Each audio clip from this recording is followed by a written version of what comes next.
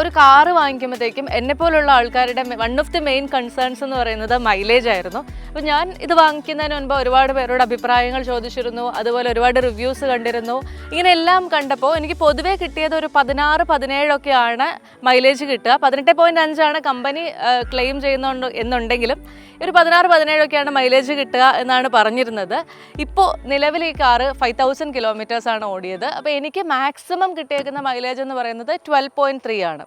അത് പക്ഷേ മോസ്റ്റ്ലി ഈ കാറ് സിറ്റിയിൽ ഓടുന്ന കാറാണ്. അപ്പോൾ അതുകൊണ്ട് തന്നെ ഒരു 10.5, 11.2 ഈ ഒരു റേഞ്ചിലാണ് മൈലേജ് നിൽക്കുന്നത്. അപ്പോൾ ഞാൻ അന്വേഷിച്ച് കഴിഞ്ഞപ്പോൾ ഇപ്പോൾ നമ്മളിത് മഹീന്ദ്രയുടെ ഫസ്റ്റ് സർവീസ് കഴിഞ്ഞിട്ടേ ഉള്ളൂ. അതായത് 2000 കിലോമീറ്റേഴ്സിലായിരുന്നു ഫസ്റ്റ് സർവീസ്. അപ്പോൾ അത് കഴിഞ്ഞപ്പോൾ അവർ പറഞ്ഞത് നമ്മൾ 3 സർവീസ് കഴിയുമ്പോഴാണ് ആക്ച്വൽ മൈലേജിലേക്കൊക്കെ വണ്ടി എത്തുക എന്ന് പറഞ്ഞു. Second service 10,000 കിലോമീറ്റേഴ്സിലാണ്. അപ്പോൾ അതിനുവേണ്ടി ഞാൻ വെയിറ്റ് ചെയ്തിരിക്കുകയാണ്. സോ ഫാർ 12 ആണ് മൈലേജ്. അത് വിച്ച് ഈസ് ഓക്കെ എന്നാണ് എൻ്റെ ഒരു അനുമാനം. ഇനി ഒരുപാട് പേരുടെ ചോദ്യമായിരുന്നു സസ്പെൻഷനും സ്റ്റെബിലിറ്റിയും എങ്ങനെയുണ്ട് എന്നുള്ളത്. സസ്പെൻഷൻ്റെ കാര്യം പറയുകയാണെന്നുണ്ടെങ്കിൽ നമ്മൾ ചെറിയ കുഴികളൊക്കെ ചാടുമ്പോഴൊന്നും നമ്മൾ അറിയില്ല എന്നുണ്ടെങ്കിൽ പോലും കുറച്ച് വലിയ കുഴികളാണെങ്കിൽ നമുക്കിതിനകത്ത് അറിയാൻ പറ്റുന്നുണ്ട്, അതായത് അത് ഫീൽ ചെയ്യുന്നുണ്ട്. അപ്പോൾ സസ്പെൻഷൻ കുറച്ചൊരു സ്റ്റിഫായിട്ടാണ് എനിക്ക് തോന്നിയത്.